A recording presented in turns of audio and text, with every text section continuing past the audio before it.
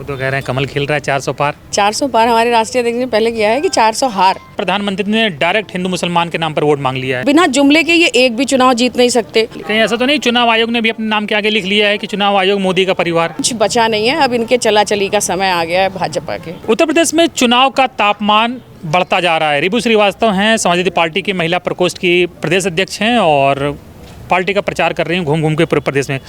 रिबू जी, क्या माहौल चल रहा है? साइकिल चल रही है पूरे प्रदेश में। वो तो कह रहे हैं कमल खिल रहा है 400 पार। 400 पार हमारे राष्ट्रीय अध्यक्ष ने पहले किया है कि 400 हार, तो इस बार वो 400 हार रहे हैं। पूरे प्रदेश में पहले चरण का इलेक्शन हुआ है और जनता जानती है, आप सब भी जानते हैं कि समाजवादी पार्टी पूरे दमखम के साथ चुनाव लड़ी है और अच्छी सीट, अच्छे वोटों से जीत होगी। तो ऐसे हर चरण में अब जनता समाजवादी पार्टी के साथ है और 14 में ये आए थे और जैसे हमारे राष्ट्रीय अध्यक्ष जी कहते हैं कि 24 में जाएंगे, तो इनके जाने का समय अब आ गया है। पूरे प्रदेश में महंगाई और बेरोजगारी का जो आलम है उससे पूरी जनता परेशान है। हर बार ये कोई ना कोई हवा चलाते थे, कोई ना कोई आडंबर छेड़ते थे, धर्म और जाति के नाम पे बांटने की कोशिश करते थे। अब जनता इन सब चीज़ों से ऊपर उठ करके, जाति धर्म सभी भेदभाव से ऊपर उठ करके महंगाई और बेरोजगारी से इस देश को छुटकारा दिलाने के लिए किसानों के हित में जनता वोट कर रही है समाजवादी पार्टी को और इंडिया गठबंधन को। अभी तक मंदिर के नाम पे वोट मांगा जा रहा था कि हम राम को लाएं, जो राम को लाएं हम उनको लाएंगे, लेकिन क्या लग रहा है माहौल बन नहीं पा रहा आज, क्योंकि आज प्रधानमंत्री ने डायरेक्ट हिंदू मुसलमान के नाम पर वोट मांग लिया है। तो ये जब भी इलेक्शंस होते हैं तो यही कोई ना कोई जुमला ये हर बार छोड़ते हैं और बिना जुमले के ये एक भी चुनाव जीत नहीं सकते। और गारंटी के साथ ये कहा जा सकता है कि अगर ये जाति धर्म की बात न करें, हिंदू मुस्लिम की बात न करें, तो ये एक भी इलेक्शन, एक भी विधानसभा और लोकसभा की सीट नहीं जीत सकते।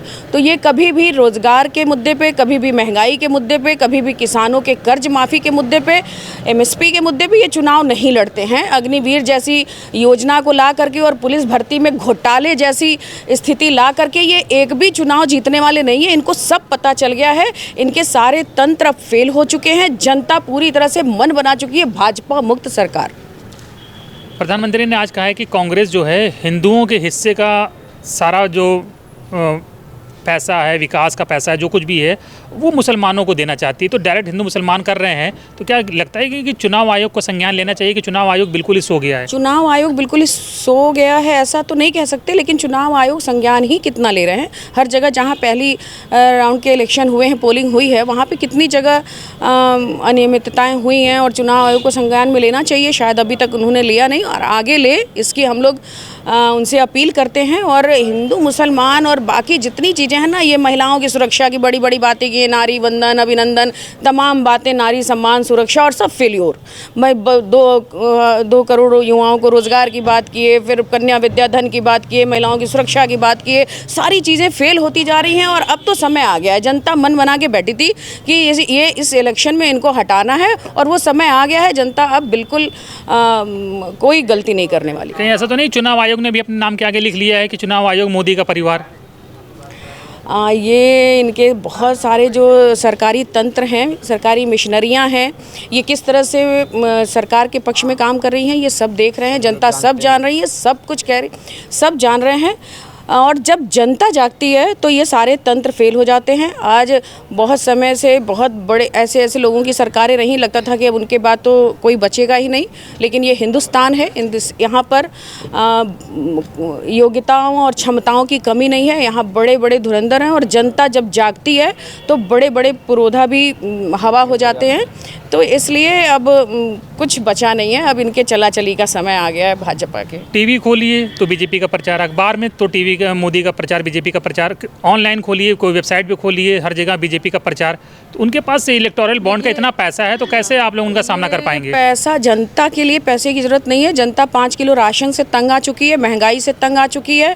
अब अपने बच्चों का भविष्य देख रही है और उसको लगता है कि जब तक ये सरकार नहीं जाएगी हमारे बच्चों का भविष्य कहीं सुरक्षित नहीं है। 14 से लेकर के अब 24 आ गया, नौकरियां कितनी मिली, अग्निवीर जैसी योजना, पुलिस भर्ती जैसी चीज़ें, हमारी महिलाएं आंगनबाड़ी, शिक्षा मित्र, आशा बहुएं जितनी हैं, स्वयं सहायता समूह वाली महिलाएं, सब जहां हैं वहीं परेशान है।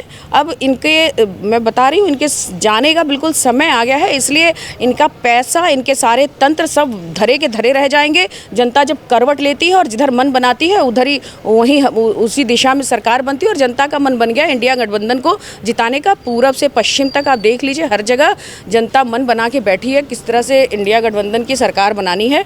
और पैसा रुपया, मैं फिर से कह रही हूँ कि सब धरा का धरा रह जाएगा। जनता ने मन बना लिया। उनकी तो इतनी कमियां गिना दी, लेकिन अगर आप लोगों की सरकार आ गई तो आप लोगों के पास क्या विजन है, क्या करने वाले हैं? हाँ, समाजवादी पार्टी की उत्तर प्रदेश की जनता जानती है। मैं जब से प्रदेश अध्यक्ष बनी 2 साल लगभग हुए हैं, हर जिले में गई हूँ और हर जिले में कम से कम 10 ऐसे काम हैं जो राष्ट्रीय अध्यक्ष ने आम जनता के हित में किए हैं। और जब से फ्यूचर में क्या करेंगे आप लोग? से लेके अब तक इन लोगों ने क्या किया जनता के हित में?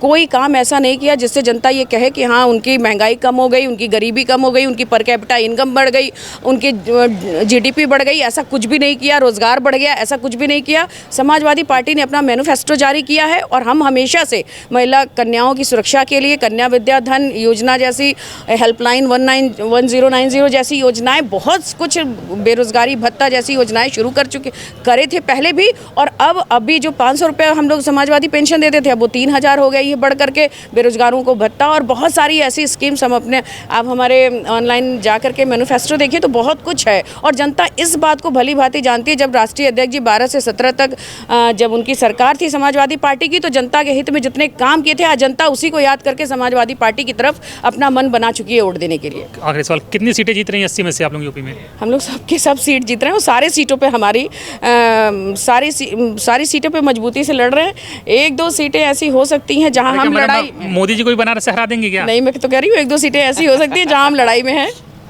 वहाँ पे खतरा है क्या मोदी जी के लिए? अरे क्यों नहीं खतरा है? जब जनता करवट लेगी तो फिर सब कुछ हवा बह जाता है उसमें।